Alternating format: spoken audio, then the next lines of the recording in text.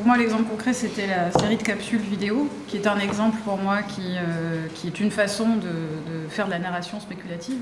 Peut-être aussi le... Spéculatif. Spéculatif, ça veut dire quoi? Ça veut dire imaginatif? Non, justement. Alors, effectivement, donc, la manière dont le terme spéculation, du fait qu'il ne soit pas tout seul, mais qu'il soit accolé au terme de narration ou de geste spéculatif, lui redonne en fait une capacité agissante en fait, à ce terme qui effectivement est souvent, enfin la plupart du temps, représente une spéculation hors sol qui serait justement, qui releverait de l'imaginaire pur et dur. Alors qu'en fait, au départ, la terminologie de spéculation, il y a la notion de observer. Il y a même une notion d'espionnage, si on reprend le dictionnaire de la langue historique, d'espionnage, et de repérer des présences de quelque chose qui est là mais qui n'est pas révélé. Et quelque part, cette notion-là, elle a été évacuée par l'histoire de ce terme qui a été repris en philosophie et qui est devenu effectivement un terme qui ne renvoie qu'à une pensée ou à une théorie abstraite, déconnectée de la réalité, ou à l'économie, à la spéculation financière. Et en fait, par le biais de la philosophie pragmatiste, certains penseurs que je citais tout à l'heure, Stengers, Didier Delbeze, etc., ont voulu réhabiliter ce terme pour aussi redonner une puissance à la pensée, une puissance d'action, en fait, de la pensée. Mais pour ce faire, effectivement, le terme tout seul ne leur a pas semblé forcément suffisamment fort pour y arriver tout seul. Et donc, ils lui ont accolé plusieurs termes comme geste spéculatif, narration spéculative. Mais en fait, c'est pas si éloigné non plus des travaux d'une philosophe américaine qui s'appelle Donna Haraway, qui parle, elle, volontiers aussi de science-fiction. Quelque part, c'est pas si éloigné que ça de la science-fiction non plus. Mais c'est en fait comment, à partir du réel, on puise dans le réel, donc pas du tout l'imaginaire au sens de déconnecter, mais l'imagination pour repérer les possibles contenus dans une réalité ou dans une situation qui sont sans doute là, mais pas forcément révélés. Et pour savoir s'ils sont là ou pas, il faut en faire le pari.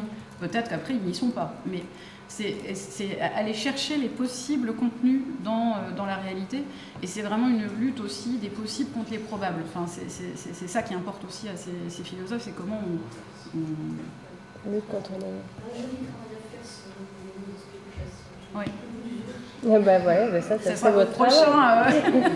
Puis il y a aussi un autre exemple dans notre site, c'est le journal du futur d'Alice Rivière. C'est le journal d'une personne qui est porteuse de la maladie et qui elle-même aussi est dans le travail de terrain, donc qui rencontre beaucoup de malades, beaucoup d'usagers, et qui écrit un journal de son futur. Quoi. Et qui a un journal qui est quand même connecté avec les terrains qui sont faits à Ding-Ding-Dong et qui en même temps fabule son propre devenir avec la maladie. Donc ça peut être aussi une chose qui s'inscrit là-dedans. Bah, je dirais pour moi, mais peut-être c'est un peu, bon, ça se discute, mais s'il fallait faire comme une différence entre, puisqu'on utilise narration spéculative et pas forcément science-fiction, c'est que la science-fiction, une fois qu'on l'a lancée, on ne sait pas forcément comment elle revient et comment elle produit ses effets. Or, la narration spéculative, dans la manière dont elle est pensée par nous et par ces gens dont je parle, oblige de penser par les effets qu'elle produit. Donc elle est tout le temps remise à l'épreuve. Il faut toujours reprendre en fait.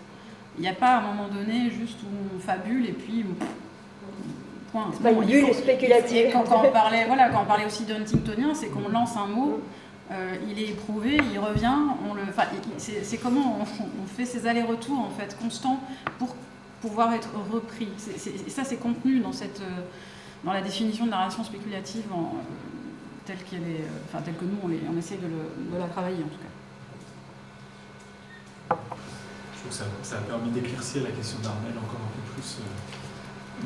Votre propos sur la question finalement, moi la question que je voudrais poser, c'est que, du coup, quelle est la place ce que je disais un peu en introduction, du futur dans tout ça? Parce que est-ce que cette narration spéculative, vous avez dit on ne va pas jusqu'à la fiction, vous avez dit ça plusieurs fois, on ne va pas jusqu'à la fiction.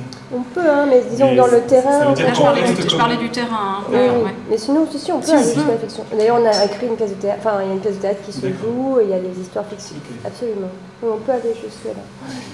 Mais il ne faut pas qu'on l'abandonne, la fiction, dans le futur. Il faut qu'elle nous revienne pour nous agir maintenant. Ouais, c'est ça. Il y a toujours ce rapport au présent quand même qui nous importe en fait. Donc c'est vrai que Par rapport à ce que tu as dit au début, j'étais pas sûre de bien. Enfin, moi, j'avais pas forcément vu avenir futur comme ça. Donc, comme si j'ai bien compris, un futur déconnecté. Déconnecté, ça lui donne la possibilité d'être dans le présent, justement. D'accord. Que l'avenir, il est forcément après le présent. Si on déconnecte le futur d'un temps, on en fait un mode, il peut cohabiter justement. Il me semble que vraiment ce que vous faites, justement, c'est épaissir finalement les conditions du présent, oui. en créant la possibilité d'y accueillir finalement la fiction, le futur. Bah, c'est surtout une réaction contre la probabilité en fait, et de dire ce qui importe, c'est pas de savoir ce qui va se passer ou d'être dans l'anticipation, de crainte de qu'est-ce qui va se passer, il faut qu'on le prédise ce qui va se passer.